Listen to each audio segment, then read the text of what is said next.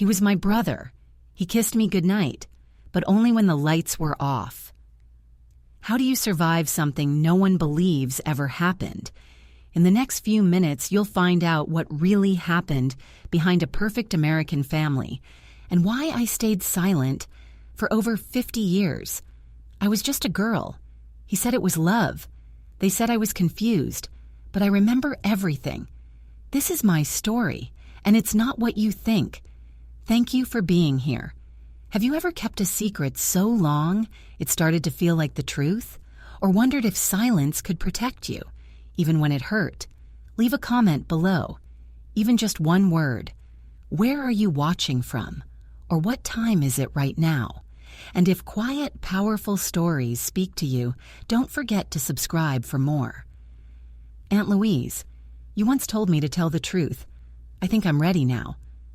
I read it once, twice. By the third time, the words stopped being ink on paper and started being my breath, or lack of it.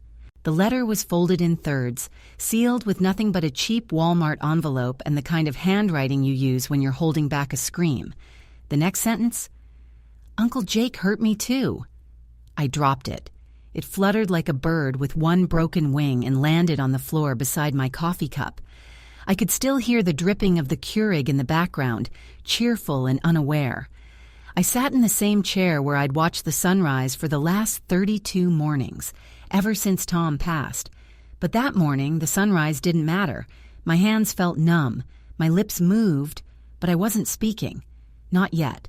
Jacob Anthony Hadley, my brother, my baby brother. The one with golden curls and dimples that made Sunday school teachers fawn all over him. The one who could lie with a grin and never get caught. The one who used to slip into my room after midnight like he was the ghost of some sin. I hadn't said his name in 20 years, not even to Tom, especially not to Tom.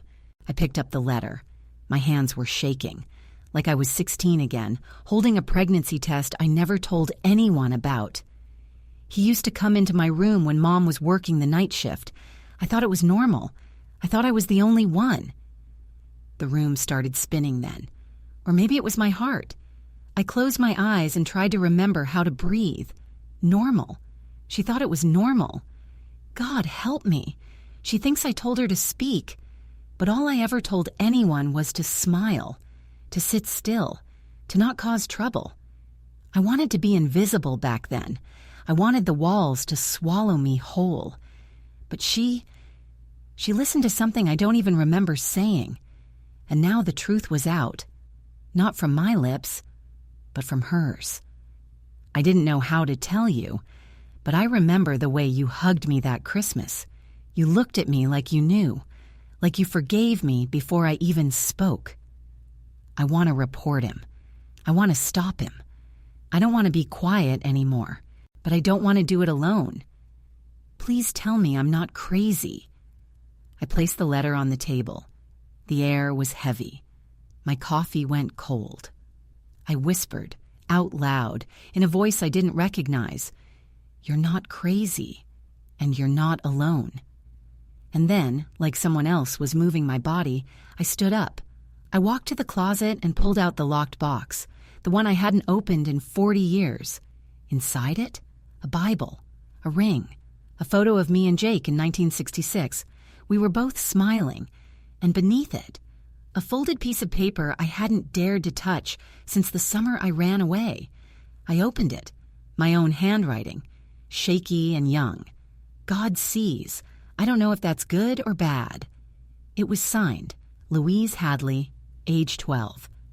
And I remembered, not everything, but enough. There was a nightlight in my room, shaped like a little lamb with glass eyes that never blinked. It didn't protect me, but I stared into it anyway.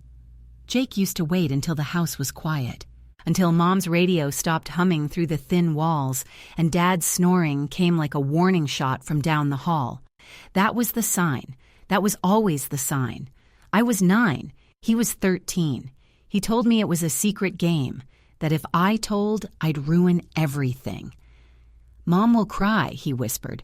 "Dad won't believe you. You'll get me in trouble, and then they'll hate you." You don't want them to hate you, do you? I didn't speak. I didn't cry. I stared at the lamb. That memory hit me again the morning after the letter.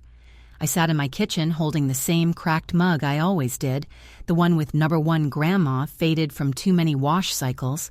I was a grandma. I was a widow. I was 62 years old. And still, I felt like that little girl with the lamb light. The phone rang. I didn't answer. My daughter Rachel left a voicemail about brunch on Sunday. I didn't call back. I opened my email instead and stared at the draft I'd written at 3 a.m., a reply to my niece, Claire. Just 3 words. I believe you. But I hadn't sent it. I was afraid, and angry that I was still afraid. At noon, I pulled the old Bible from the box again. It still smelled like dust and lavender. I ran my fingers along the pressed flowers between Psalms and Proverbs, and then I saw it. A note, slipped in the back cover, my own writing. If I'm ever not here, it's because I had to go. I'm not safe when Jake's around. Please, if anyone finds this, believe me. 12-year-old me wrote that. No one ever found it. Or if they did, they stayed silent. Later that day, I sat on the edge of my bed and dialed a number I hadn't called in years. Claire answered on the second ring. Hello? I froze. Claire, I said, finally. My voice cracked. Aunt Louise, she whispered. Oh my God, you got the letter. I did. A silence stretched between us, gentle but sharp. Then she asked, like a child waiting for scolding, Do you think I'm lying? And I answered without hesitation. No, honey, I think you're telling the truth. The sob on the other end of the line shattered me.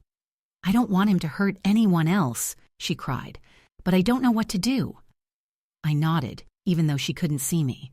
Then we won't do it alone. That night, I pulled out the photo album I never let anyone open, the one marked 1960-1975. I stared at our family pictures, picnics, Christmas mornings, church events, birthday cakes. Jake was always smiling. I was always shrinking. So I got my scissors, and I started cutting, one photo at a time. His face? Gone. Not erased, just removed. Because he never belonged beside me in those memories. I wore navy blue to Tom's funeral, not black. He hated black. Said it made him look like a corpse long before he was one. He had this terrible joke. If you bury me in black, I'll haunt you in color. So I wore navy and pearls, and I smiled through the speeches. Everyone called me strong, graceful, dignified. No one said, she looks like someone who hasn't slept in 50 years. Because that's what they wanted me to be. The good widow, quiet, tidy, grateful. The kind of woman who sends thank you notes for sympathy cards, not the kind who opens old wounds like doors that never shut properly. 3 days after the funeral, I sat in the police station. Fluorescent lights, the smell of cold coffee and Lysol, a young officer with perfect hair and tired eyes. I started, then paused. I need to file a report. Okay, he said, polite but not listening yet. About what? I looked down at my hands, wrinkled now, but still shaking the same way they used to at 12. About abuse, I said. It happened to me, and to someone else, and I think more girls. He tilted his head slightly. Current abuse? No, I whispered. It started over 50 years ago. His posture changed. He leaned back in his chair, sighing. Ma'am, he said gently, without physical evidence or a recent report, there's not much we can do.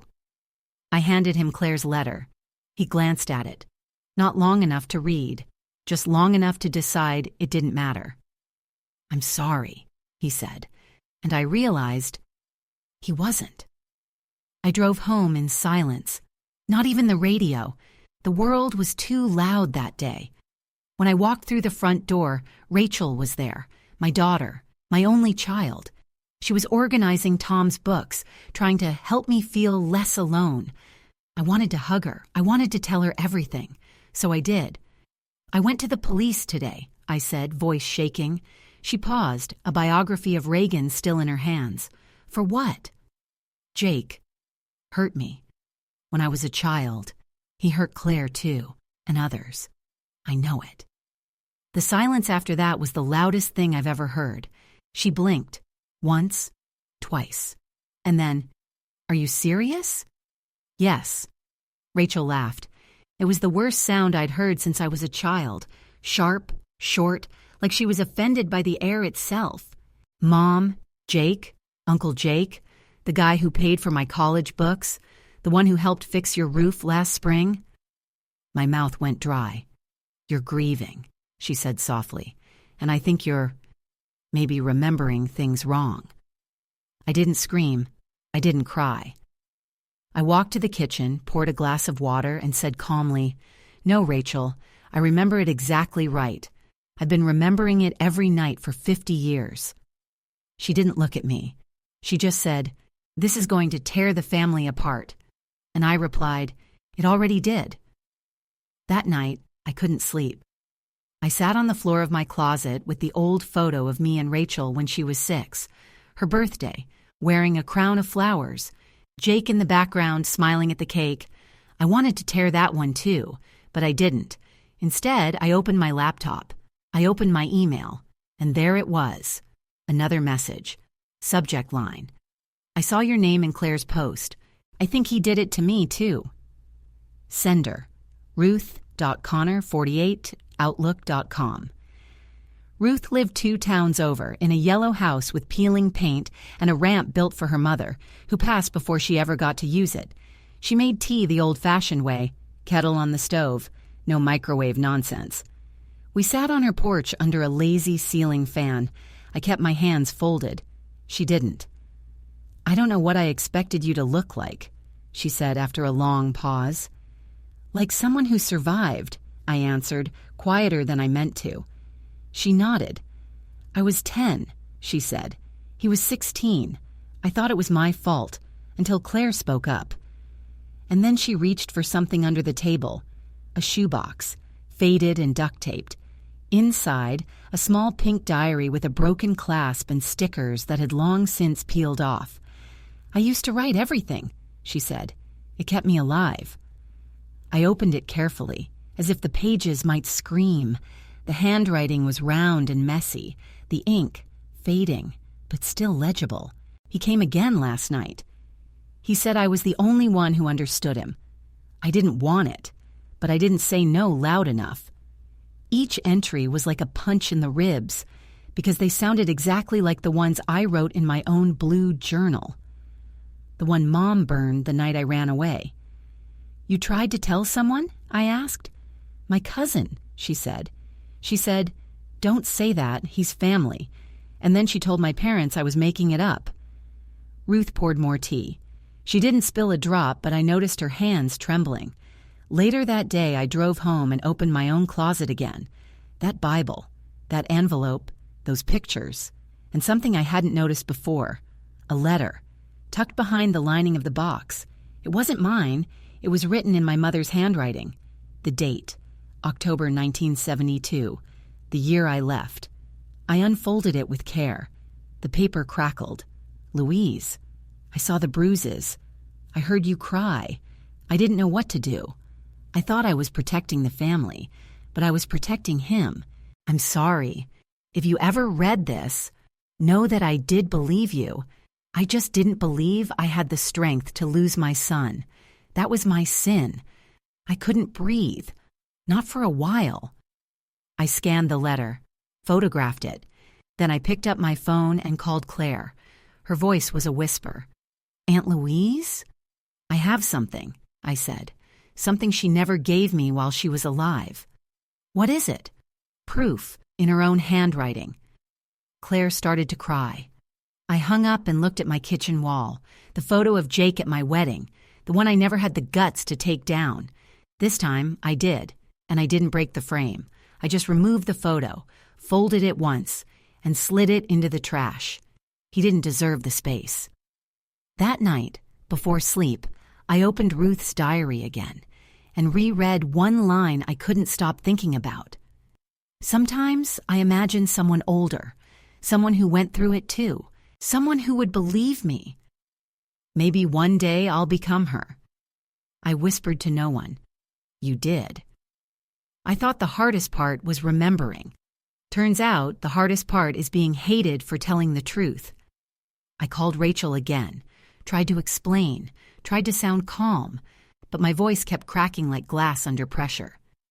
I have a letter from Grandma, I said. She knew. She wrote it. Silence. Then, why are you doing this? I blinked. Doing what? Digging, accusing, shaming the family. I wanted to laugh or scream, maybe both. Rachel, I said, I'm not digging, I'm unburying. There's a difference. She came over that night, pale, arms crossed, jaw tight. She sat across from me like I was a witness, not a mother. I handed her the letter. She read it. Her lips moved slightly. Her eyes darted back and forth across the page. I thought she'd cry. She didn't. This doesn't change anything, she said, folding it back up like it was a grocery list. She was old. She was confused. You know how she was. No, I said sharply. I do know how she was. She was scared, like I was, like Claire is, like Ruth was. Rachel stood up, fast. You know what this is going to do to the cousins, to his wife, to the foundation he runs? It'll do what it should have done 50 years ago, I said. Tell the damn truth. She left without hugging me. I sat in the same chair Tom used to call his thinking spot, and I stared out the window until the sun forgot it was morning. Then I opened my email, again. Ruth had sent a scan of her diary, the full thing, every page. Attached was a note. Let them say it's nothing. Let them try.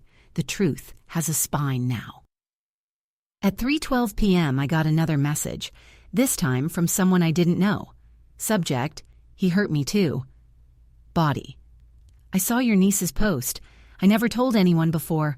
I thought I was crazy. I thought I was the only one. My name is Hannah. I'm 36. And Jake Hadley used to be my youth pastor. I stared at the screen for a long time. Youth pastor. That word wrapped itself around my throat like a snake. I remembered the way Mom used to say, he's such a good influence, a real man of faith. I remembered how he used to hold the Bible like a shield and smile like God himself had forgiven him already. I picked up the phone, called the detective who said they couldn't help, left a message this time. My name is Louise Hadley, I said, and there are 3 women now, 3 that I know of. A pause, and I'm not going away. Before bed, I took all the family portraits down from the hallway wall, left the hooks empty, naked.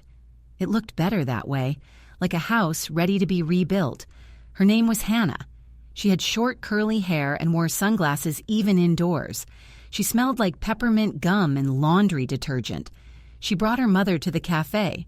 Didn't say why. I didn't ask. We sat in a booth near the window. The waitress offered coffee.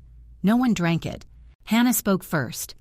I used to think I was crazy, she said, brushing invisible crumbs from the table. Now I think I was trained to believe that. She told me everything. Youth group, summer retreats, how Jake was cool for a Christian, how he said God only punished liars, how he picked favorites, how he picked her. She was 15, he was 37. No one believed her then. He said you tried to ruin his life once, Hannah said quietly, that you were his crazy sister, the family black sheep. I laughed, bitter but honest. First they called me a liar, I said. Then they called me invisible. Then they just stopped calling at all. Later that day, I sat on my porch and opened Ruth's email again, then Claire's, then Hannah's. I started a new document on my laptop. Title, the list, Claire, Ruth, me, Hannah, and one more. At the bottom, I typed, unknown number of others, estimated many. Then I stared at the blinking cursor. I wanted to stop there, but something in my gut said, keep going. The next morning, I called Ruth. I think we need to meet, I said, all of us in one room. She hesitated. You think they'll come? I paused. I think we've all been hiding too long. It's time to look each other in the face. 1 week later, we met in the back room of a public library. It smelled like dust and truth. Claire arrived first, wearing sleeves even though it was June. Ruth came second, with cookies of all things. Hannah came last, no sunglasses this time. We sat in a circle, 4 women, 4 timelines, 1 monster, no cameras, no counselors, no pressure, just us. And for the first time in decades, we weren't ghosts anymore. Ruth broke the silence. "Can we say his name?" she asked. "Out loud?" I nodded, and one by one we did. Jake Hadley. Jake Hadley. Jake Hadley. Jake Hadley. And it was strange how speaking it didn't destroy us, how it didn't summon the devil, how it made the walls feel wider. After the meeting, Claire pulled me aside. "I have something," she said, eyes flickering. I didn't know if I should show anyone, but I recorded him once. A voicemail. I saved it. My breath caught. "Can I hear it?" She played it. His voice. Older now, still smug. "You little brat, you think you're brave? You think you can ruin me? You can't even look me in the eye without crying. You're nothing." I closed my eyes. He sounded exactly the same.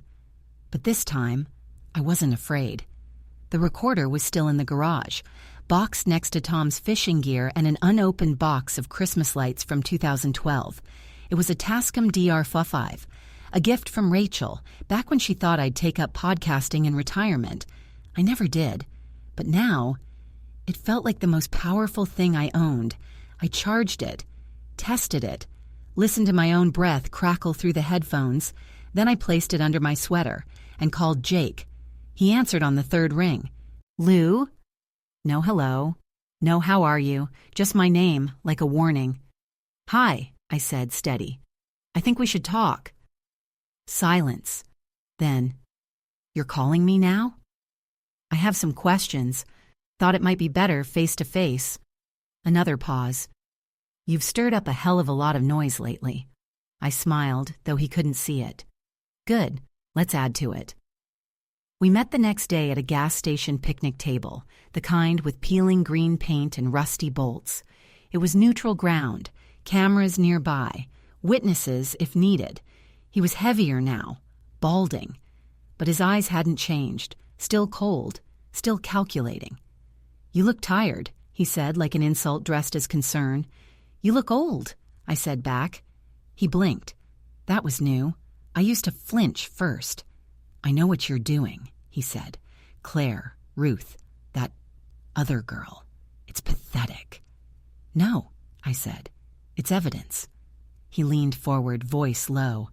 "You're destroying what's left of this family." I leaned back, voice calm. "You destroyed it the night you walked into my room." He didn't flinch. He smiled. "You wanted it." My heart stopped. Not from pain, but from confirmation, because now I had it. His voice on tape, 6 words. You wanted it. You liked it. I left first, calm, focused.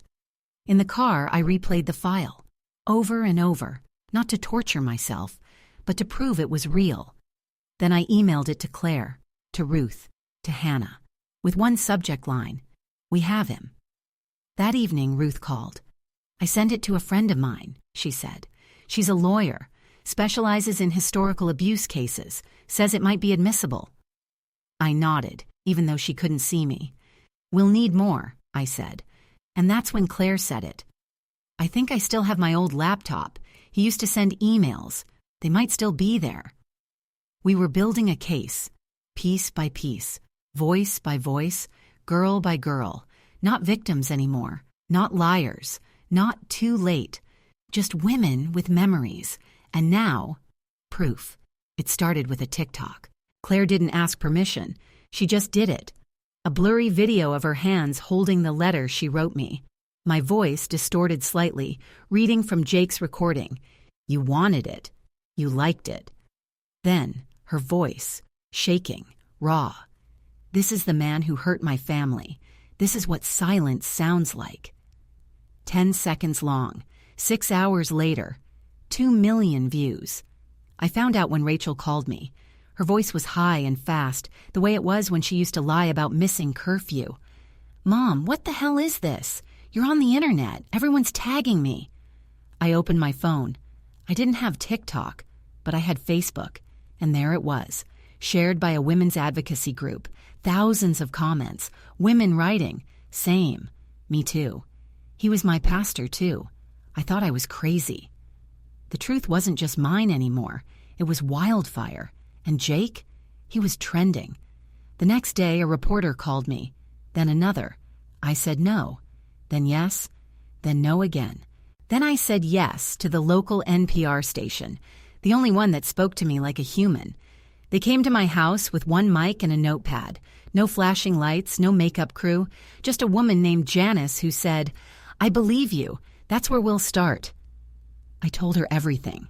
The lamb-shaped nightlight, the silence, the letter from my mother, the girls who came forward, the audio. And then I said the thing I never thought I'd say aloud. He doesn't live in my head anymore. I let him rent space there for 50 years. The lease is up. The piece aired that Friday. 30 minutes later, I got a message from someone I hadn't heard from since 1981, Catherine Mallory, Jake's ex-wife. We'd never been close. She always looked through me, not at me. But now she wrote, "I saw the interview. I think I owe you an apology. Can we talk?" We met at a park bench. She wore sunglasses, not for style, for hiding. "I always knew something was wrong," she said. "He was different with Claire, too affectionate. But when I said anything, he made me feel crazy." I nodded. She looked at me, really looked. "I want to help." The next morning, I called the police again, this time with evidence. Audio, letters, witnesses, and now, his wife. They listened. Finally. That night, I walked past the hallway where our family portraits used to hang, still empty. I liked it better that way. Tomorrow, I would fill it, not with pictures of the past, but with names of women who survived and stood. He called me at 8:17 a.m. sharp, old-school punctuality, same number I hadn't seen since Tom's will was read. "Louise," said the voice on the other end, smooth, confident, a little too careful. "This is Martin Glass, representing the Hadley family estate." I almost laughed. "Since when is Jake a damn estate?" He chuckled, the way only lawyers can when they're pretending to be gentle. I wanted to have a brief conversation about the recent activity online. Some concerns have been raised. About the truth, I asked. About slander, libel, civil exposure, your family name. I smiled, cold and slow. "Mr. Glass, I think we passed the concern for family names the moment Jake crawled into a 9-year-old girl's bed." Silence. Then he said, "You're making a lot of noise, Louise, and you don't have much to stand on. No physical evidence, no conviction, just stories." We both know stories don't hold up in court. I let that hang for a second, then said, "Only when the court prefers silence." Click. I hung up. I didn't cry. I didn't shake. I made tea, toasted an English muffin, fed the cat. Then I opened my laptop and opened the list. We were up to 9 names. 2 were anonymous. 1 was dead, but their stories lived, typed, recorded, shared. Proof was never just a photograph. Sometimes it was pattern, echo, repetition, and the echo was growing louder. At 11:03 a.m., Claire sent me a message. DNA test came back. My dad isn't my biological father. I stared at the screen. "It's Jake, isn't it?" She didn't answer with words, just sent a screenshot of the DNA match. Predicted relationship parent, 99.9% probability. I sat down, hard. The room spun. I remembered the year Claire was born, the hospital visit, Jake bringing flowers, kissing the baby's head, whispering, "Perfect." I thought it was creepy then. Now I knew it was hell. She called me 10 minutes later. "I don't know who I am," she said, broken. "You're Claire," I said.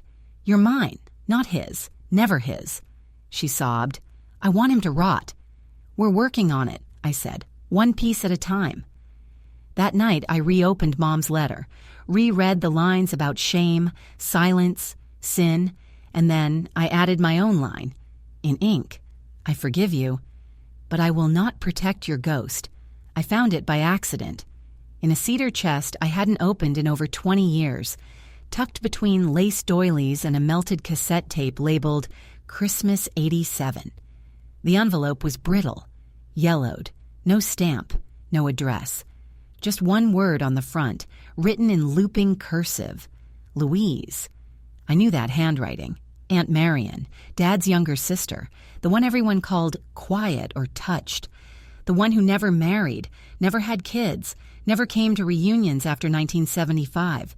She died in 2006. And yet, her voice had been waiting for me all this time. I sat on the floor, legs folded like a child, and opened the letter. It began like a whisper. Dear Louise, I never said anything, but I always saw you. My throat tightened. I saw the way you flinched. I saw the way your eyes followed him. I saw the weight you carried, and how no one helped you lift it. Jake hurt me too, when I was very young, before you, before he even turned 13. I gasped. My hand flew to my mouth. I told my mother once. She slapped me so hard I saw stars. She said, "Boys are different. You must have misunderstood." I spent years thinking I was the only one, until I looked at you and knew I wasn't. I wish I had been brave enough to say this out loud while I was alive, but I wasn't. I hope you are. If you ever read this, please find someone named June Alcott. She lived down the street from us in 1961. She's the first one I think he ever hurt. The first, but not the last. With love, from someone who should have screamed sooner. Marion. I sat there for what felt like hours, not crying, just burning. Inside. Jake had started earlier than anyone thought. And the family? They'd been hiding it longer than we knew. I looked around the room. My life. All the things I'd built on top of buried screams. I stood up, took the letter, scanned it, filed it, then Googled the name, June Alcott. It didn't take long. A woman by that name ran a retirement art studio in Asheville, North Carolina, 81 years old, widowed, still painting. I called the number. She answered on the second ring. Hello? I introduced myself, explained carefully who I was, who my brother was, what Marion had written. There was silence on the line. Then, like a door creaking open, I've been waiting 60 years for someone to say it. We talked for 2 hours. She told me everything. The basement, the threats, the silence. Her parents moved towns. Her father beat Jake once, but never called police. They thought they'd handled it man to man. She was 11. He was 9. 9. My brother started at 9. After the call, I went to the mirror. I looked at my own face, lined, tired, but clear. Then I whispered, I'm not hiding you anymore, Marion. You get to speak now. He died on a Wednesday. Massive stroke, they said. Quick, clean, no suffering. Fitting, really, considering how many years of suffering he left behind. Rachel told me first. Her voice was flat. They're planning the service, she said. Big one, church, full choir. Dad's side is covering the cost. I said nothing. She continued, They're asking if you want to speak. That was the moment something in me broke, or maybe was released. I laughed, not softly, not bitterly, but loudly, like something had been choking me for 62 years and finally let go. Rachel waited. No, I said, but I'll be there. The church was grand, the kind with stained glass and pews that creaked like confession. A huge framed photo of Jake stood near the altar, smiling, silver-haired, wearing his Rotary Club pin. I waited outside. Didn't go in, didn't need to. Instead, I stood on the sidewalk, holding a white poster board, black ink, block letters. He never said sorry. Some people walked past me. A few stared. One old woman muttered, "Disgraceful." But then Ruth arrived, then Claire, then Hannah, then June. 4 women, 4 signs. We believed him once, never again. Family doesn't mean silence. Justice outlives the body. We're still here. And then, reporters, phones, cameras, not because we begged, because someone noticed. A journalist asked me, "What would you say to Jake if you had one more minute?" I looked her dead in the eye and said, "You died before I got justice, but that doesn't mean I won't get it." That night, the story aired. Funeral protest sheds light on decades-old abuse case.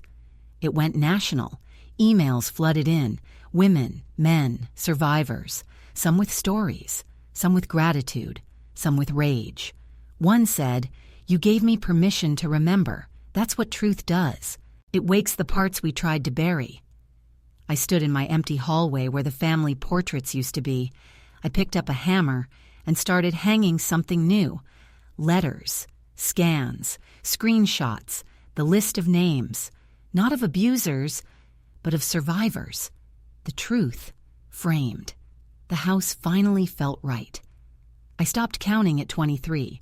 23 emails, 23 stories, 23 names I'd never heard before, all with one thing in common. Jake Hadley. The years ranged from 1961 to 2015. The youngest victim was 7. The oldest was 42 when she found the words. Some wrote novels, others, one-line confessions. He told me no one would believe me. I forgot until I saw your story. He ruined my ability to love. The inbox filled faster than I could breathe. Each story a matchstick, each name a flame. My house, once so quiet, now burned with voices. I didn't feel overwhelmed. I felt responsible. I called Ruth. "We need space," I said. "What kind of space?" "The kind that lets people speak without being told they're crazy." A month later, we rented the old florist's shop downtown, peeled linoleum floors, broken blinds. But it had a front window and a door that locked. We cleaned, painted. Claire brought plants. Hannah brought folding chairs. June sent a hand-painted sign, "Not just a story, Center for Survivors of Family Abuse." We hung it in the window. No balloons, no ribbon cutting, just a table, some chairs, and a kettle. But people came. At the first meeting, I expected 5. We had 17 women and 2 men. Some cried. Some didn't speak at all. Some laughed in that twisted, necessary way you do when trauma becomes muscle memory. One girl couldn't have been more than 20. She held a printout of my NPR quote and said, "I don't know why, but when I heard you say, 'the lease is up,' I decided to tell someone." I hugged her, tight. No advice, no platitudes, just human contact, real, simple, freeing. That night, I stood alone in the center, under soft yellow lights. The walls were bare still, but the room felt full, alive. I whispered, "You hear that, Jake? We're not stories anymore, we're voices, and we're louder than you ever were." It was raining the morning of our first public meeting. Not a storm, just soft, cold drizzle, the kind that makes the world feel honest. Claire baked muffins. Ruth brewed coffee. Hannah rearranged the chairs 6 times before getting it just right.